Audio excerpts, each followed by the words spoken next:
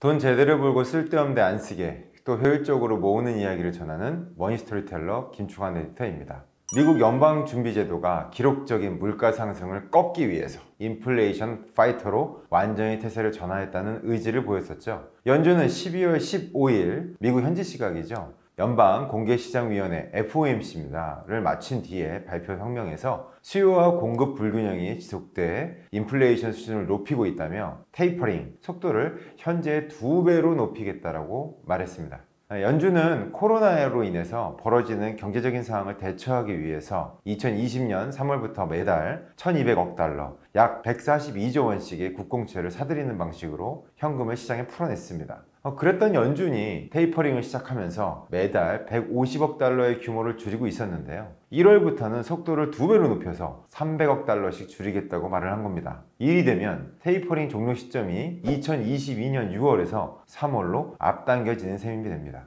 연준 의장인 제롬 파월은 테이퍼링이 끝나면 오래 기다리지 않을 것이다 라고 얘기를 했는데요. 뭘 오래 기다리느냐? 기준금리를 올리겠다는 거죠. 현행 제로 0에서 0.25%의 금리를 막을 내리고 내년 3차례의 기준금리 인상 가능성을 예고하고 있습니다. 갑자기 미국 금리를 이야기하는 이유가 뭐야? 바로 오늘의 이야기는 금리 인상에 따른 대출금리를 우리는 어떻게 할까라는 이야기를 해보고자 합니다. 코로나, 거기에 변이, 오미크론이죠. 그것까지 합세를 하시면서 정상적인 일상으로 돌아오려면 지금보다 더 긴 시간이 필요하다는 여론이 거세지고 있습니다. 물론 이에 따른 경기 회복 속도도 더딜 수밖에 없겠죠. 그런데 경제적으로 볼 때 지금은 미국 물론 우리나라 역시 예의주시하고 있는 지표가 있어요. 바로 39년 만에 최고로 치솟은 물가 상승률, 인플레이션입니다. 이게 위험하다고 판단되기 때문입니다. 지금 나오고 있는 그래프 보고 계시죠? 이 그래프 자료들을 보시면 미국보다 우리나라가 좀 나아 보이긴 합니다. 이래서 비교를 잘못하면 큰일 나는 듯 합니다. 미국과 우리나라의 물가 상승률 안정권 자체가 다릅니다. 하지만 미국은 현재 4.9%의 물가 상승률을 기록하고 있죠. 국가 규모로 보았을 때 적정선으로는 2.5에서 3%를 유지해야 되는 게 맞는데요. 상당히 많이 올라와 있는 것을 확인할 수 있습니다. 우리나라도 수치상으로 보면 미국보다 나아 보이긴 하지만 규모로 본다면 우리 역시 2에서 2.5% 이내의 선을 지켜야 하는데 급격하게 올라간 현상을 볼 수 있습니다.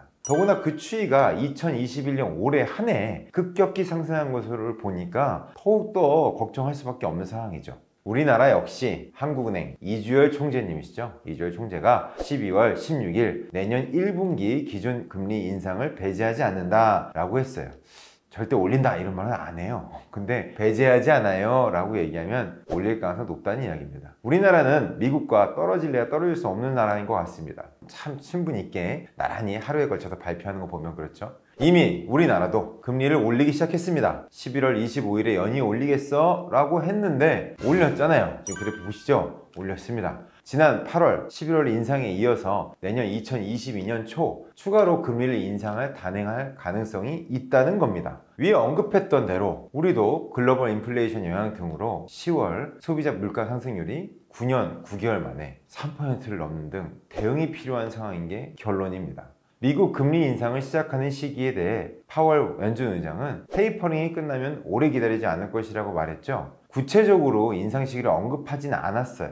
하지만 장기간 미룰 생각은 없다 이 얘기입니다. 뭐 어찌됐던 결론은 기준금리가 오른다는 얘기인데 문제는 우리가 어렵게 영끌해서 모은 이 보금자리라고 생각한 이 주택에 대한 담보대출 금리가 영향을 받는다는데 이걸 어찌해야 되겠느냐 라는 것 때문에 앞전의 이야기들을 주저리주저리 떠드는 셈입니다. 실제로 대출금리는 기준금리와 밀접한 상관관계가 있어요. 무엇보다 정부의 대출금리는 기준금리와 거의 동행하는 결과를 보여왔죠. 이에 더해서 시중 대출금리는 좀 복잡하긴 하지만 그냥 아주 심플하게 설명하면 주택담보대출금리는 기준금리보다 2에서 3% 높은 범위 내에서 일반 신용대출금리는 기준금리보다 4에서 5% 높은 범위에서 형성돼서 금융권을 통해 우리가 이용해 왔죠. 자, 이러니 한국은행의 기준금리가 0.25% 오를 때마다 0.75에서 많게는 1%까지 올라가는 이거 나비효과라는 게 맞나요? 네, 나비효과가 나오는 셈이니 어찌 민감하지 않을 수 있겠습니까? 그래서 얼마 전 뉴스에 주담대 6%까지 간다 라는 헤드 문구로 기사가 나왔었죠. 그 퍼센테이지 듣고 기염을 토했죠. 6%? 막 이랬습니다. 그래서 실제 대출을 사용하고 있는 계신 분들께서도 지금이라도 고정금리를 갈아타야 하는 거 아닐까 라고 하는 문의가 저희한테 꽤 많이 옵니다. 그래서 고정금리의 환승은 옳고 그름을 얘기하고자 하는 게 아니고요, 고정금리로 갈아탄다면 알아야 할 것들에 대해서 알려드리고자 합니다. 여기서 고정형 금리라고 하면 그럼 30년 동안 계속 고정금리예요? 이라고 물어보시는 분들이 계신데, 대부분의 금융사들은 5년 혼합형 고정금리 상품을 채택하고 판매 중입니다. 5년 혼합형 고정금리 상품은 5년 동안 금리는 고정되지만 5년이 경과하는 시점 이후부터는 6개월 변동금리 혹은 1년 변동금리로 변환되는 상품을 의미합니다. 반대로 일부 보험사에서만 진행 가능한 5년 주기형 고정금리 상품은 단어 그대로 대출 만기 총 기간 동안에 5년마다 한 번씩 이자율이 변동되고 있고요. 앞서 설명드린 상품보다 좀 더 안정적인 운영이 가능하다고 볼 수 있을 것 같습니다.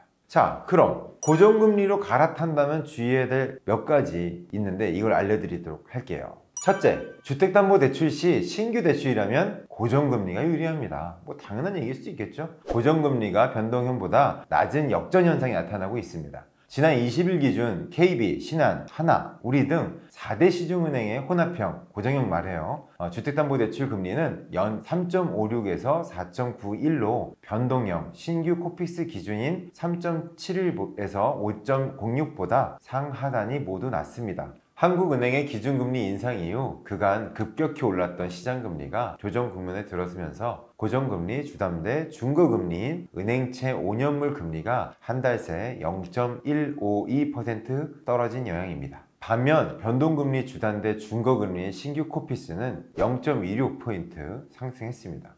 미국 FOMC가 내년 3차례의 기준금리 상승을 예고했죠. 한국은행 역시 1분기 중에 추가로 올릴 것이라는 것을 예상해보면 은행권에서 내년 1분기에는 변동형 주담대 금리가 상당 기준 6%에 근접할 수 있다고 말하는 게 맞습니다.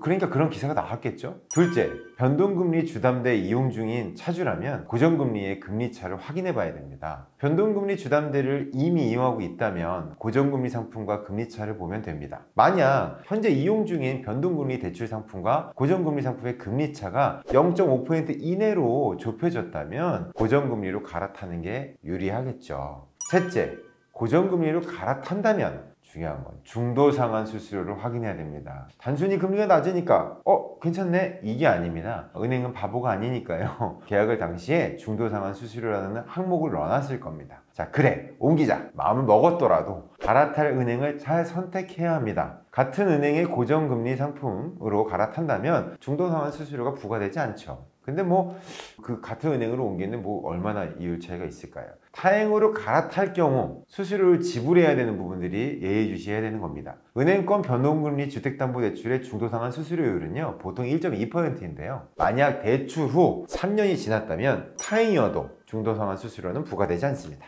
대출을 받은 지 3년이 되지 않았다면 다른 은행으로의 대환은 분리할 수 있으니까 대출 일자와 그 기존 은행 담당자에게 중도상환에 대한 문의를 꼭 하고 그 다음에 상담 후에 계획을 하셨으면 좋겠습니다.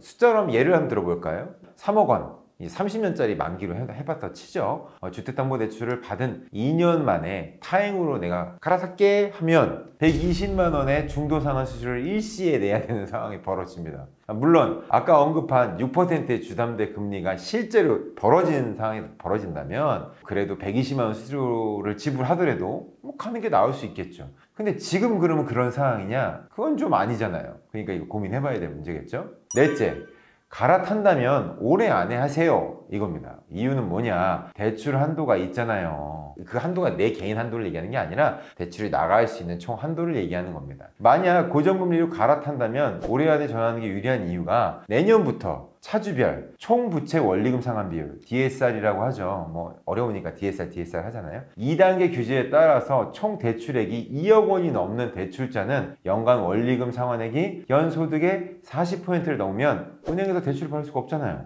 이 내용은 제가 대출 규제 때 언급을 했는데 저희의 진짜 충실한 구독자분 다 보였을 겁니다. 그게 모르겠다 그러면 여기 올려놨으니까 한번 보시는 것도 좋을 것 같습니다. 그때도 언급했지만 대환은 신규 대출로 분류가 되죠. 내년에 갈아탄다면 대출 총 한도가 줄어들 수 있다는 얘기입니다. 그럼 복잡한 얘기니까 예를 들어봐봐 라고 얘기하시면 현재 연소득 4천만 원에 대출이 하나도 없는 무주택 세대주가 서울에서 6억 원짜리 집을 살 경우에 주택담보대출 비율 LTV죠. 최대 60%까지 인정받게 되면 주담대로 3억 6천을 받을 수가 있었어요. 근데 여기에 연봉 수준인 4천만 원까지 신용대출을 더 받을 수 있다면 총 4억 원을 대출로 충당이 가능했습니다. 하지만 2단계 규제에서는 집값과 상관없이 총 대출액이 2억 원, 3단계는 1억 원을 넘기기만 하면 DSR 40% 규제가 적용이 되고, 연봉 4천만 원은 DSR 40% 적용하면 연간 원리금 상환액이 1,600만 원, 그 월 133만 원을 넘을 수가 없어요. 주담대 만기를 최장 30년 금리 3.5%로 잡아도 3억 원밖에는 대출이 안 되는 셈이에요.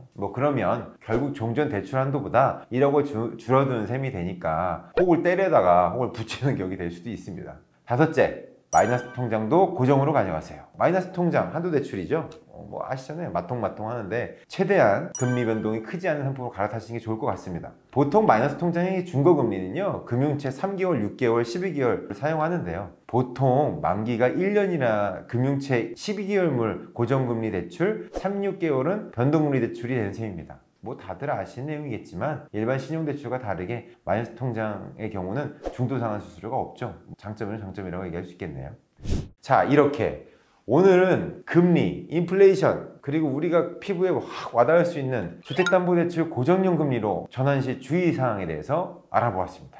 나름대로 정보가 유익하고 좋았다면 구독과 좋아요, 알림 설정 잊지 마시고 다음에 더 좋은 정보와 유익한 내용으로 찾아뵙도록 할게요. 이상입니다.